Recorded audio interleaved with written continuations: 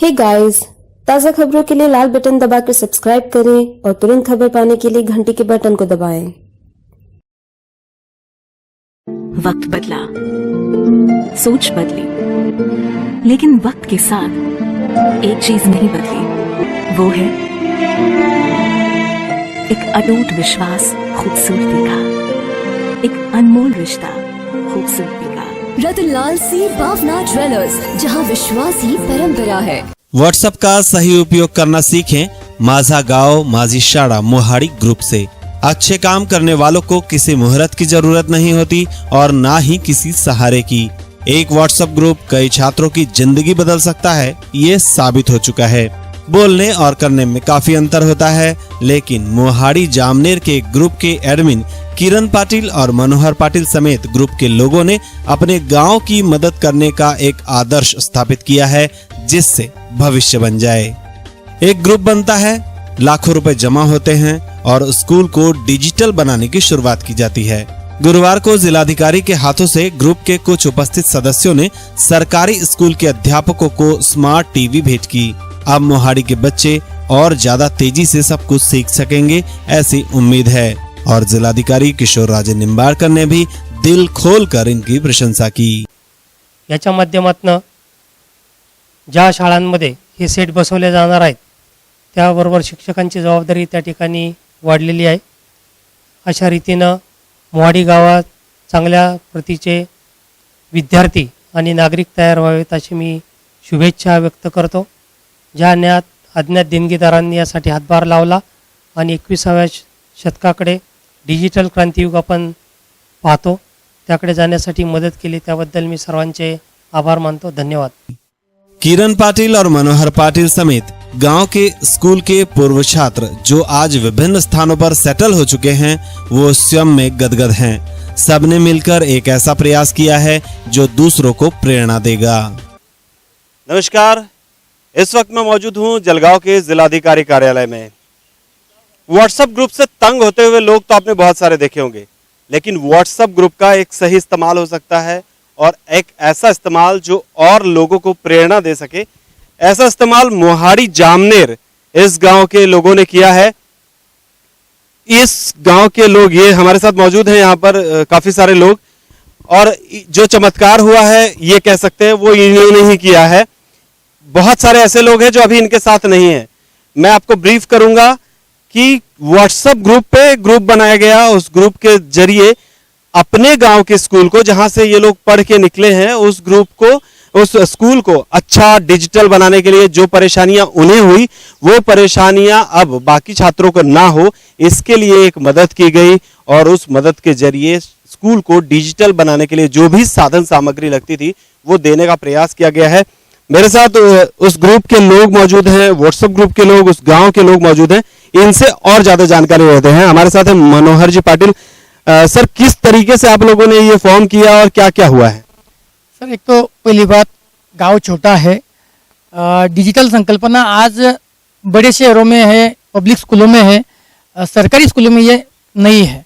इसके लिए एक ग्रुप स्थापित करने के बाद में इस ग्रुप में जो टीचर लोग थे, इनकी भावना थी कि ऐसा कुछ करे कि बाकी लोगों को प्रेरणा मिले।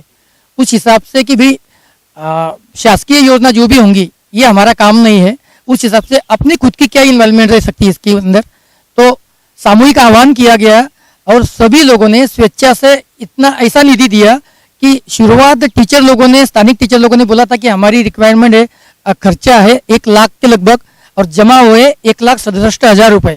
हमें एक समय ऐसा आया था कि रोक लगानी पड़ी, कि विनती करके बोलना पड़ा कि अभी ग्रुप में ले भी नहीं सकते किसी को, और अभी फिलहाल पहला जो टारगेट है वो पूरा हुआ है, इसके लिए अभी पैसे की जरूरत नहीं है।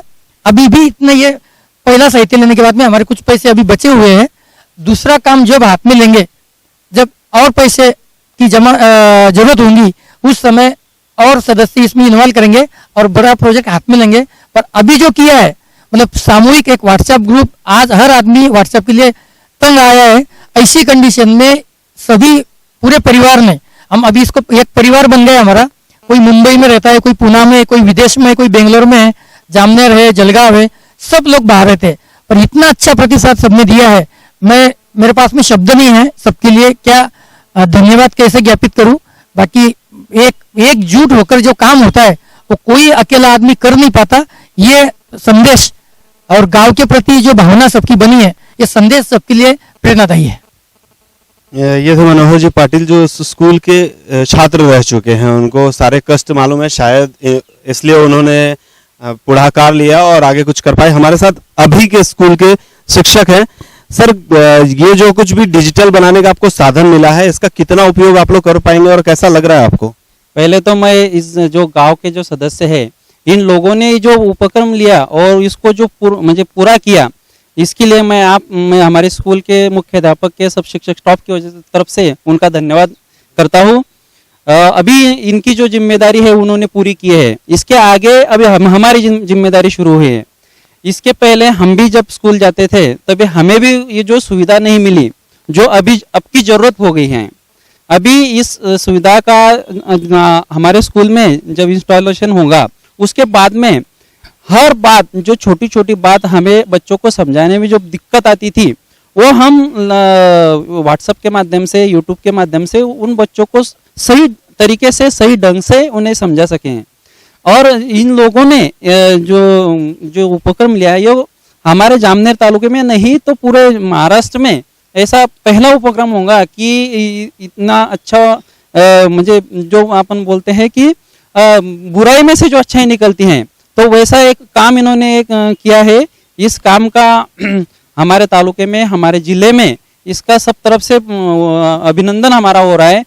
हमारी भी जिम्मेदारी बढ़ गई है। हम इस जो इन्होंने हमें सुविधा दी है, इसका हम सही ढंग से अच्छी तरह से बच्चों को उनका उपयोग करके देंगे। धन्यवाद।